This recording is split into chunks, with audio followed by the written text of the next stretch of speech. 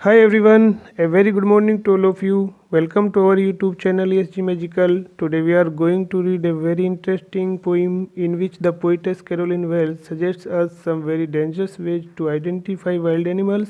These ideas seems funny also. After reading this poem you may think how mad is the poetess who tells us about such ideas. हाँ बच्चों, ये कविता बहुत हास्यास्पद है जिसमें कवयित्री कैरोलिन वेल्स हमें कुछ जंगली जानवरों को पहचानने के खतरनाक व जानलेवा आइडियाज़ बताती है जो काफ़ी ही फनी है। तो आइए पढ़ते हैं how to tell wild animals, जंगली जानवरों को कैसे पहचानें। There are 6 stanzas in this poem, we read each of them one by one. So let's start this poem with singing. If you should go by chance to jungles in the east, and if there should to you advance a large and tawny beast, if he roars at you as you are dying, you will know it is the Asian loin. Or if sometime when roaming round, a noble wild beast greets you with black stripes on a yellow ground. Just notice if he eats you. This simple rule may help you learn the Bengal tiger tradition. If strolling forth a beast you view, whose hide with spots is peppered, as soon as he has leapt on you, you will know it is the leopard. 'Twill do no good to roar with pain, he will only lap and lap again. If when you are walking round your yard, you meet a creature there who hugs you very, very hard, be sure it is a bear. If you have any doubts, I guess he will give you just one more caress. Thou to distinguish beasts of prey, a novice might not plus the crocodile you always may tell from the hyenas. Hyenas come with merry smiles, but if they weep they are crocodiles. The true chameleon is small, a lizard sort of thing. He hasn't any ears at all, and not a single wing. If there is nothing on the tree, this is the chameleon you see. This is the chameleon you see. Oh my God, सुन रहा है न तू, गा रहा हूँ मैं उसके विचार, सुन रहा है ना तू। चलो बच्चों शुरू करते हैं हिंदी ट्रांसलेशन। फर्स्ट स्टेंजा में कुछ वर्ड मीनिंग देखिए आप। By chance it means accidentally, संयोग से। एक वर्ड आया है TAWNY, टानी। टानी मीन्स होता है भूरा पीला। बीस्ट यानी जानवर। तो ट्रांसलेट करते हैं, if ever you should go by chance to jungles in the east, यदि कभी संयोग से तुम पूर्व के जंगलों में जाएंगे। And if there should to you advance a large and tawny beast, और यदि वहाँ पर एक बड़ा भूरा पीला रंग का जानवर आपकी ओर आगे बढ़ता है। If he roars at you as you are dying, और जैसे वो आपके ऊपर आकर दहाड़ता है और आपको लगता है कि जैसे मैं मर रहा हूँ, you will know it is the Asian lion, तो तुम जान जाओगे कि यह एशिया का शेर है। समझ में आया बच्चों? चलो स्टेंजा 1 की इंग्लिश एक्सप्लेनेशन देखते हैं। In this stanza the poet suggests a very funny idea to identify the Asian lions but there is also a risk of dying. तो कवयित्री हमें यहाँ पे एशियन लॉयंस को पहचान करने का, जानने का एक अजीबोगरीब आइडिया देती है जो बहुत जानलेवा भी है। चलो बच्चों देखते हैं स्टेंजा नंबर 2। वर्ड मीनिंग देखिए। रोमिंग राउंड यानी घूमते हुए, टहलते हुए। नोबल शाही, ग्रेट स्वागत करता है। स्टेप्स धारिया। येलो ग्राउंड का मतलब पीली चमड़ी। डिसन यानी जानना, पहचानना। और if some time when roaming round a noble wild beast greets you.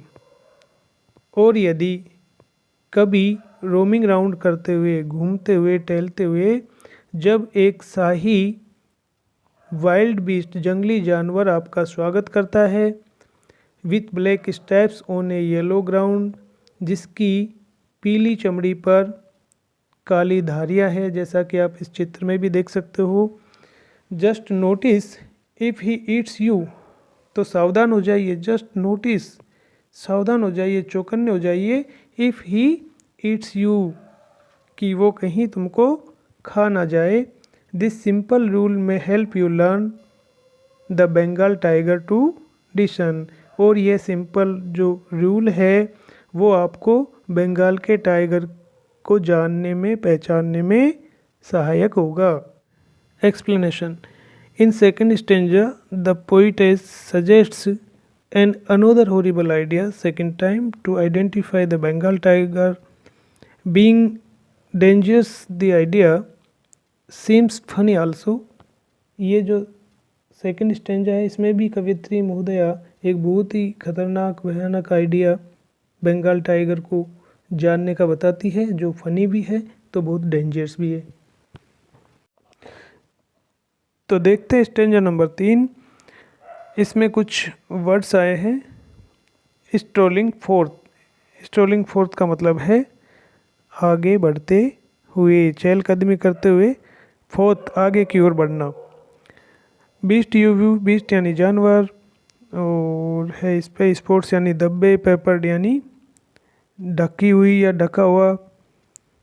और तो इसमें क्या है, लेपर्ड, लेपर्ड यानी तेंदुआ, आप जानते ही हो। It's okay. नाउ स्टार्ट करते हैं इसका translation. If strolling forth a beast you view whose hide with spots is peppered.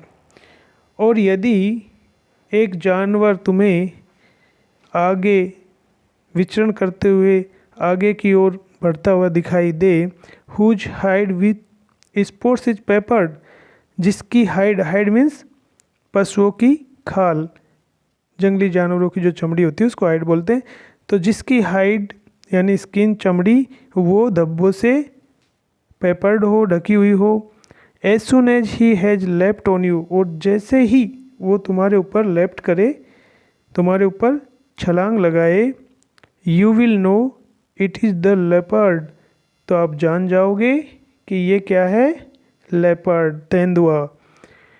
Do do no good to roar with pain, और वहाँ पर आप दर्द से चीखो, चिल्लाओ, कोई भी फ़ायदा नहीं होने वाला है। डू नो गुड, अच्छा नहीं होगा। He will only lap and lap again, वह केवल जितना तुम चिल्लाओगे बार बार, लैप एंड लैप अगेन, बार बार तुम्हारे ऊपर लैप करेगा, उछलेगा, अटैक करेगा।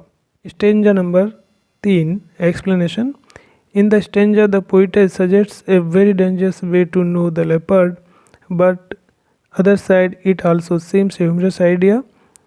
तो कवित्री ने तीसरी स्टेंजा में भी हमें लेपर्ड को जानने का एक खतरनाक तरीका बताया है, जो बहुत फनी भी है, हास्यास्पद भी है। Now we see stanza number 4। चौथी स्टेंजा देखिए, इसमें वर्ड है एक तो क्रीचर। क्रीचर का मतलब आप समझते हो, जानवर या प्राणी। उसके बाद में है क्रेस। क्रेस यानी प्यार से स्पर्श करना, दुलार करना। शुरू करते हैं। If when you are walking round your yard, you meet a creature there.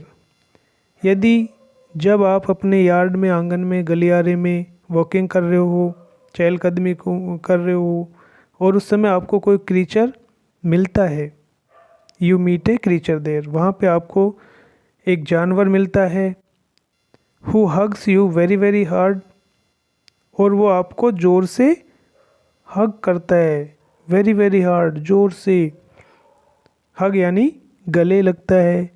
B sure it is a bear, तो पक्का समझ जाओगे कि यह भालू है। If you have any doubts, यदि आपके मन में कोई शंका है, आई गेस, तो मैं मानती हूँ, मैं अनुमान लगा सकती हूँ, he will give you just one more caress, कि वह तुमको फिर से प्यार से स्पर्श करेगा, हग करेगा। समझ में आया? Stanza number 4, explanation.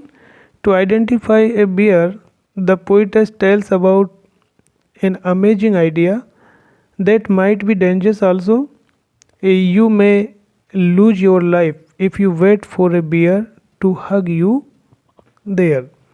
तो इस प्रकार से देखिए, चौथी स्टेंजा है, उसमें कवयित्री हमें बियर को, भालू को जानने का एक बहुत ही अजीब व गरीब अंदाज बताती है, तरीका बताती है, जो बहुत ही जानलेवा भी लगता है, साथ ही साथ फनी तो है ही है। देखते हैं स्टेंजा नंबर 5। वर्ड मीनिंग देखिए, डिस्टिंग्स यानी पहचान कर, अंतर करना, बीस्ट्स ऑफ प्रे शिकारी जानवर, नोविस नौसिखिया, नॉन प्लस यानी असमंजस में पड़ना, उलझन में पड़ना या पजल होना, क्रोकोडाइल मगरमच्छ, हाइनाज यानी लकड़बग्गा, मेरी स्माइल्स आनंदित मुस्कान। तो ट्रांसलेट करते हैं, दाउ टू डिस्टिंग्स बीस्ट्स ऑफ प्रे, हालांकि दो शिकारी जानवरों में अंतर करना, ए नोविस माइट नॉन प्लस, एक नौसिखिए के लिए उलझन भरा काम होता है, यानी उनमें अंतर करने में वो उलझन में पड़ जाएगा। The crocodile you always may tell from the hyenas thus, इस प्रकार से तुम हमेशा हाइना से क्रोकोडाइल को पहचान सकते हो, समझ सकते हो। कैसे? हाइनाज कम विथ मेरी स्माइल्स, लकड़बग्गा हमेशा आनंदित मुस्कान के साथ आते हैं, कुटिल मुस्कान के साथ आते हैं। But if they weep they are crocodiles, लेकिन यदि वो रोते हुए आते हैं तो समझ जाइए कि वो मगरमच्छ है। जैसा कि आपने सुना भी होगा कि मगरमच्छ घड़ियाल के आंसू रोने वाला जानवर होता है। Stanza number 5, explanation. According to the poet Wells, a novice person might be puzzled to identify crocodiles and hyenas and other many such weights which look some to each other, then we should identify them by their natural habits or expressions। 5वीं stanza में कवयित्री ने हमें कहा है कि कोई भी नौसिखिया है, अगर वह शिकारी जानवर जो दिखने में एक जैसे लगते हो तो पहचान नहीं पाता है, असमंजस में रहता है, तो उसके लिए कवयित्री ने हमें तरीका बताया कि हम ऐसे जानवरों को जो एक दूसरे से दिखने में समान लगते हैं, उनको हम उनके नेचुरल जो हैबिट्स होती है, जो एक्सप्रेशंस होते हैं, उनको देख करके उनकी पहचान कर सकते हैं, जो बहुत ही फनी आइडिया लगता है। स्टेंजा नंबर 6 में कमेलियन, कमेलियन का मतलब होता है गिरगट, लेजर्ड, लेजर्ड का मतलब होता है छिपकली, विंग, विंग मीन्स होता है पंख।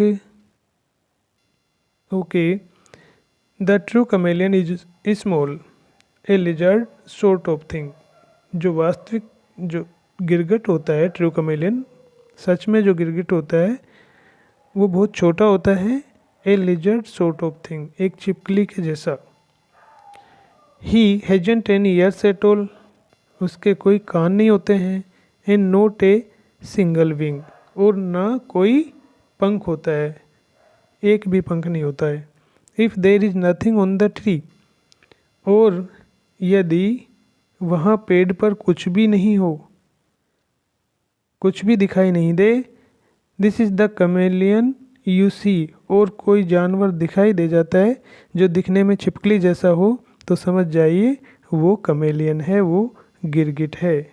तो इस स्टेंजा में कवयित्री ने गिरगिट को पहचानने का तरीका बताया है। ओके बच्चों, समझ में आया। स्टेंजा नंबर 6, एक्सप्लेनेशन देखिए। In this last stanza of the poem the poetess says about a wonderful way how to tell a chameleon. तो इस अंतिम स्टेंजा में पोइटेस ने कमेलियन को पहचानने का तरीका बताया कि कमेलियन किस तरह से हम उसकी पहचान कर सकते हैं। When there is no one on the tree and if we see there any creature then we can say that is chameleon. यानी जब कोई पेड़ पे जानवर कोई भी नहीं हो और उस समय आपको कोई ऐसा प्राणी दिख जाए जो छिपकली जैसा दिखे, तो आप कह सकते हो कि वो कमेलियन है। हाँ तो बच्चों, कैसी लगी आज की कविता how to tell wild animals, वन्य जीवों को कैसे पहचाने, जिसकी लेखिका थी कैरोलिन वेल्स। लेखकों के नाम ज़रूर आप याद रखिएगा, क्योंकि एग्ज़ाम में हमको लेखकों के नाम से काफ़ी आइडियाज़ मिलते हैं, हमारे प्रश्नों के उत्तर देने में हमें हेल्प मिलती है। तो आप सभी लेखकों को अच्छे से, लेखक और पोइम का जो टाइटल है वो आपके माइंड में होना चाहिए, तो आपको सारी जो उसकी थीम है वो आपके दिमाग में आ जाती है और आसानी से हम प्रश्नों के उत्तर लिख सकते हैं। तो thank you very much to all of you for watching this video.